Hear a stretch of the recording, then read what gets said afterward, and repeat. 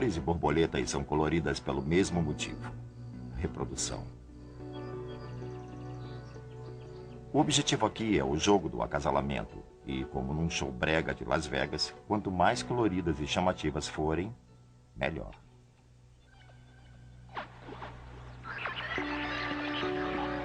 As flores usam suas fragrâncias e cores fortes para atrair seus polinizadores, assim como as borboletas atraem seus pares.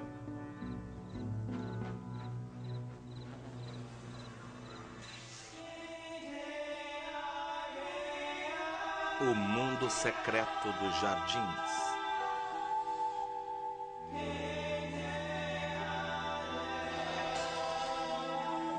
Borboletas.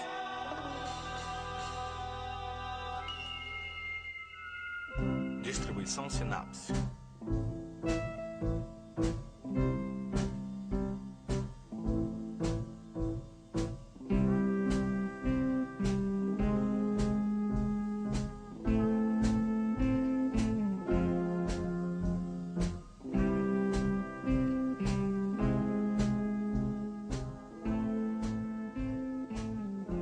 Elas são apenas máquinas comedoras. Elas parecem minhocas com pernas.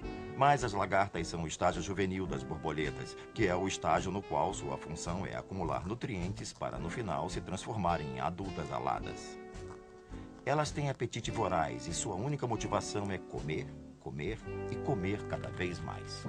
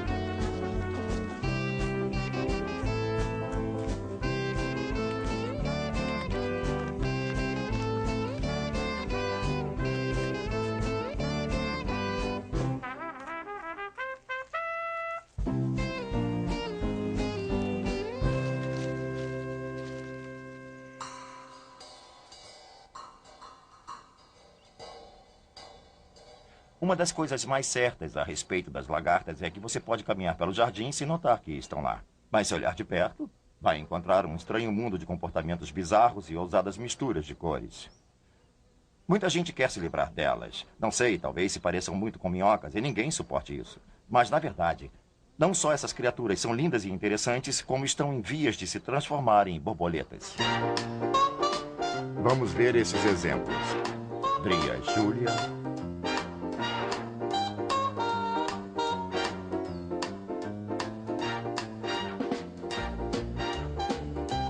Heráclides Cresfontes,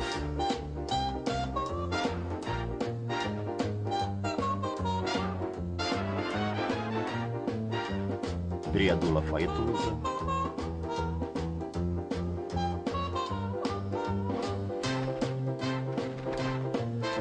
Helicônios caritônios,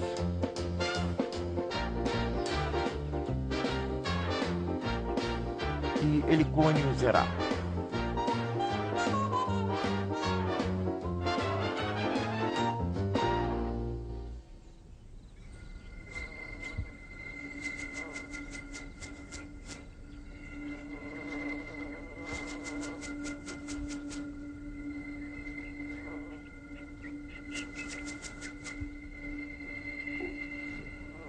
As lagartas não se encaixam em nossa visão tradicional de insetos. Nós pensamos em insetos como criaturas de asas com 6 pernas, mas as lagartas não têm asas e têm muito mais do que 6 pernas. Elas têm 3 pares na frente do corpo e ainda mais atrás, no abdômen, mais 5 pares, chamados propernas. Os 2 pares traseiros são de fato muito estranhos. São chamados de clasperes e têm a função de segurar a criatura na vegetação enquanto se move de folha em folha, pois se ela se soltar completamente, cai. E as pernas da frente têm pequenas bordas planas com ganchos em volta. Esses ganchos agarram a vegetação, mas se a superfície for muito plana ou muito escorregadia, funcionam como ventosas, criando certo vácuo para que elas possam caminhar sobre uma superfície lisa sem problema. Não há nada que possa impedi-las.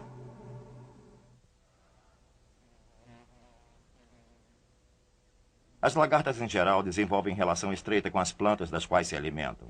Muitas espécies apenas se alimentam de uma ou duas espécies de plantas. As borboletas negras orientais, por exemplo, somente comem aneto, salsa e cenouras. Por isso, caso você queira ter essas belas borboletas em seu jardim, terá que entregar a elas parte da sua plantação. A relação, contudo, pode ficar mais estreita ainda, porque, por exemplo, uma espécie de borboleta pode devorar 20 plantas diferentes. Porém, uma das plantas das quais se alimentam tem outra vantagem, além de apenas alimentar. A passiflora contém substâncias tóxicas, alcaloides e glicosídeos, o que a protege de ser devorada. Mas diversos tipos de lagartas não apenas se alimentam da planta, como também tiram vantagem de suas defesas para se proteger. Ao devorar uma planta, elas acumulam algumas substâncias químicas em seus tecidos e se tornam venenosas. Contudo, não é suficiente serem apenas tóxicas. É importante anunciar e, para isso, desenvolvem cores vivas que atuam como uma advertência dizendo: fique longe, o sabor é ruim. Predadores famintos ignoram este sinal de perigo.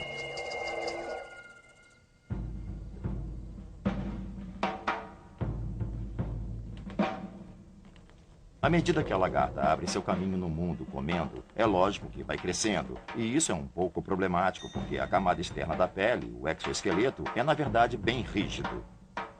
Ele vai esticando até que chega a um ponto em que não é mais possível esticar mais. Para que cresçam mais, elas têm que partir a pele externa e literalmente sair de dentro dela. Isso inclui todas as partes, inclusive a cabeça, isto é, elas saem de dentro da cabeça. A estrutura toda escorrega pela parte traseira e se desprende. Mas quando saem da pele, enfrentam um probleminha, porque todos os sensores se encontram na superfície externa. É por onde tocam, é por onde sentem. Até seus olhos têm que ser mudados. Isso significa que elas têm que desenvolver toda uma nova camada de receptores por baixo da pele. E não apenas uma vez, mas 4 ou 5 vezes elas têm que fazer a muda antes de finalmente atingir o tamanho completo. É claro que, acumulando todos esses recursos, as lagartas estão essencialmente se transformando numa refeição pré-embalada vulnerável a todos os predadores locais. E o que não falta são predadores. Há aranhas à espera, insetos predadores perambulando por entre as folhagens. E para os pássaros, as lagartas representam uma refeição quase perfeita.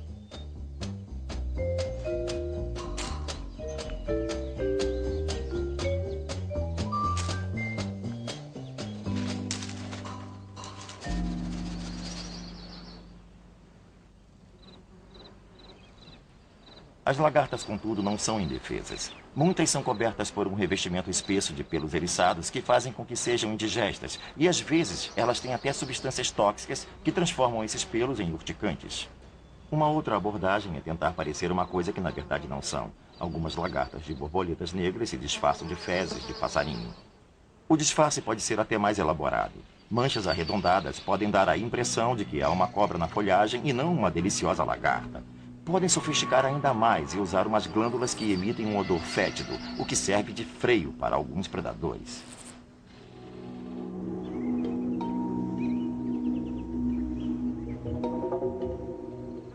No início do verão, aquelas que conseguiram afugentar os predadores e se alimentaram para prosperar suficientemente, podem mudar a pele uma última vez e entrar no estágio de pupa ou crisálida. A lagarta se pendura de cabeça para baixo e inicia uma série de contorcionismos, se retorcendo e se espremendo até sair da pele velha e revelar uma nova superfície ao mundo.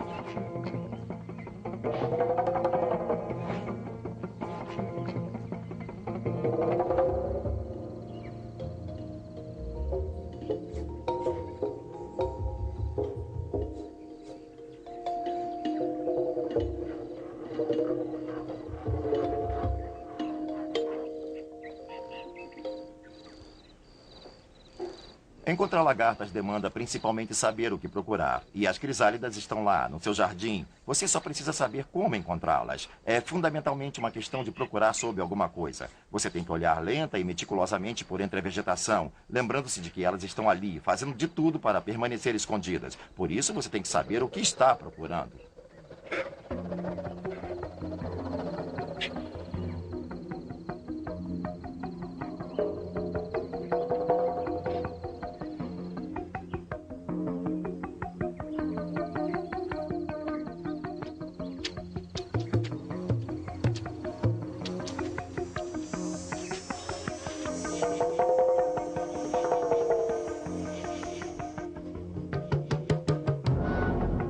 Neste estágio podem parecer ilusoriamente imóveis, talvez até mortas, mas na realidade há uma incrível transformação acontecendo em seu interior.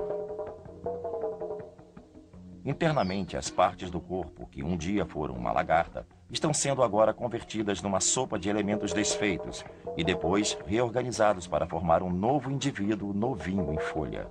É como pegar uma caminhonete, desmontá-la na garagem e depois remontá-la como um batmóvel. E por todo o tempo, ainda estar atento ao que está se passando no mundo exterior.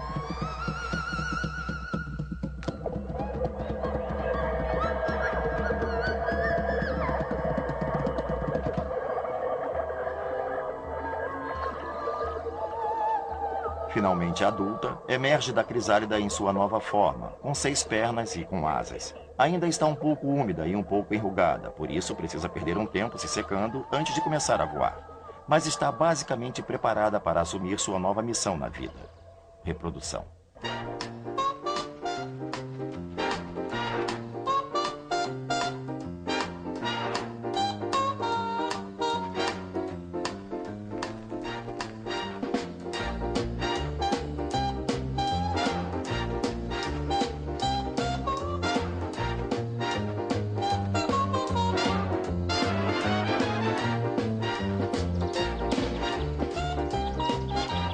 A vida das borboletas é curta, em geral não vivem mais do que 10 a 12 dias. Essencialmente, as borboletas são gônadas coloridas e aladas. Sua função é apenas acasalar, desovar e depois morrer.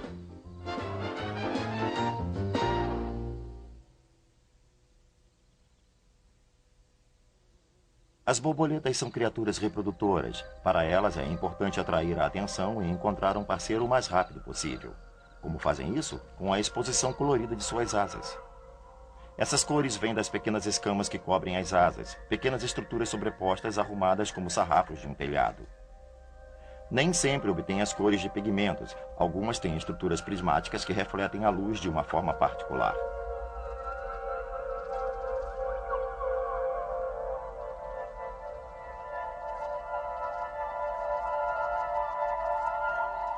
É claro que essa exibição pode colocá-las em encrenca. As cores vivas também atraem predadores, especialmente predadores visuais, como pássaros.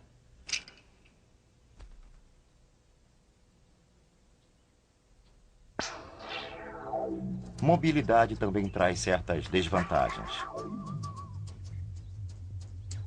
Visitando flor após flor numa constante busca por néctar, elas ficam expostas a todo tipo de predadores que aguardam pacientemente. Aranhas e louva-a-Deus, matreiros, sabem que as borboletas precisam visitar as flores. Então sentam e esperam.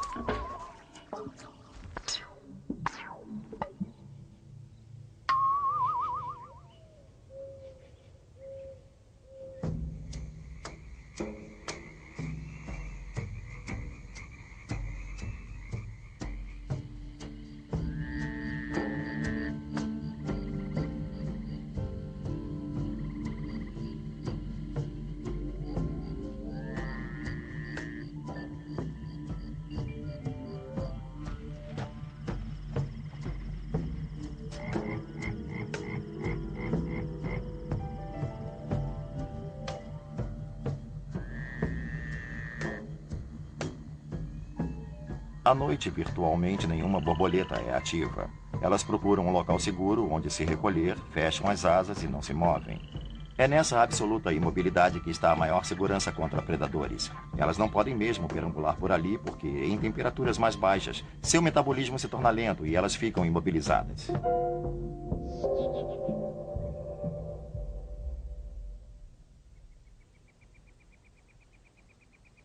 Quando você vê uma borboleta pela manhã, ela está geralmente apenas pousada, com as asas abertas, voltada para o sol. Isso permite que a coloração escura da asa absorva o calor. Elas precisam do calor para elevar a temperatura do corpo, de forma a poderem dar voos mais ousados e começar a busca ao néctar.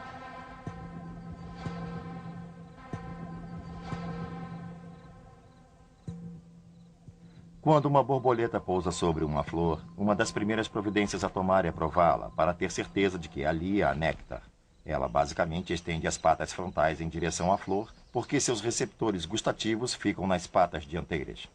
Se o sabor confirmar, ela aciona seu canudinho, o probóscide, para sugar o doce néctar. O probóscide é um mecanismo bem interessante. É um tubo oco circundado por 2 canos cheios de líquido que desenrola devido à pressão que vem de dentro desses sacos de líquido. Durante a vida, a borboleta vai refazer esse processo de enrolar e desenrolar mais de 100.000 vezes, o que requer o uso de material extremamente durável, o que até hoje nenhum engenheiro humano conseguiu copiar.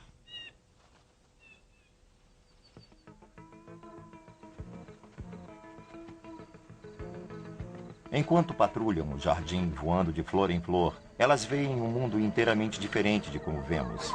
Com seus olhos salientes localizados ao lado da cabeça, borboletas têm ampla visão de 360 graus. A partir do seu ponto de vista, o jardim pode parecer um belo aquário, rico em cor, mas pobre em detalhes. Há muita competição pelo néctar por diferentes criaturas que se alimentam dele. O sentido da visão dessas criaturas tem muito a ver com quais flores as atrairão para o seu jardim. As borboletas veem melhor os tons de amarelo, laranja e vermelho no espectro de cores. São flores com essas cores que as atraem primeiro. Os abelhões, por outro lado, enxergam melhor tons do azul ao violeta dentro do universo das cores, e isso os deixa fora da competição direta com as borboletas. Beija-flores, por sua vez, também veem tons entre o amarelo e o vermelho. Por isso, em muitos casos, eles são competidores diretos das borboletas. É claro que isso significa que, se você plantar flores com essa gradação de cores, há uma boa chance de atrair essas criaturas, beija-flores e abelhões, ao seu jardim. Borboletas são um pouco mais exigentes. Elas querem plantas que, com certeza, sejam fontes de néctar. Portanto, querem flores que sejam longas e tubulares, porque borboletas têm um probóscide longo que lhes permite alcançar fundo até a corola de uma flor para obter o néctar. O néctar é inacessível para outros insetos que não sejam tão bem equipados. Por isso, a borboleta sabe que tem uma boa chance de tirar proveito dessas flores. Outro segredo para atrair borboletas é garantir-lhes fontes de néctar disponíveis ao longo de todo o período de crescimento. E para que isso seja possível, você terá que usar plantas que floresçam logo no início da primavera, como a flor silvestre, como fonte de néctar. Mais tarde é bom ter outras como rudbeckias e budileias que funcionam como ímãs para praticamente todas as borboletas. Depois, com a chegada do final da estação, quando há menos espécies, mas com certeza lindos espécimes voando como a antíope e as borboletas monarcas, você precisará ter algumas fontes tardias de néctar, como varas de ouro, plantas obedientes e alegres de outono, para que as borboletas continuem visitando seu jardim até que a última flor murche.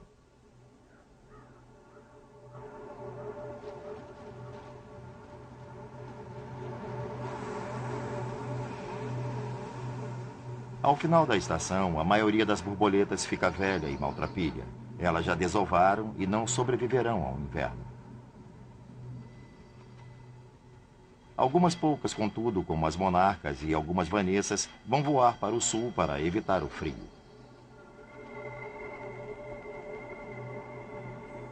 Quando a temperatura cai, elas iniciam um longo voo em direção ao México. Lá, elas se aglomeram em grande número para evitar o longo inverno.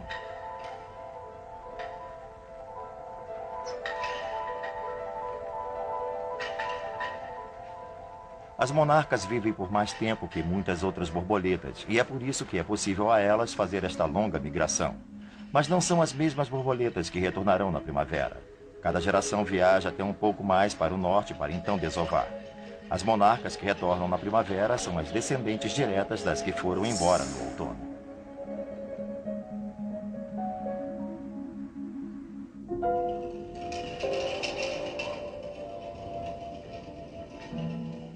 Algumas espécies são valentes e resistentes. As antíopes, por exemplo, encontrarão um bom recanto e uma greta seca e segura em algum lugar de um tronco e verão passar o inverno, esperando a primavera. A maioria das borboletas não dura mais do que as flores. No fim das contas, quando o inverno se aproxima, elas morrem deixando para trás apenas seus ovos, uma promessa para o próximo ano. Versão brasileira Animavox.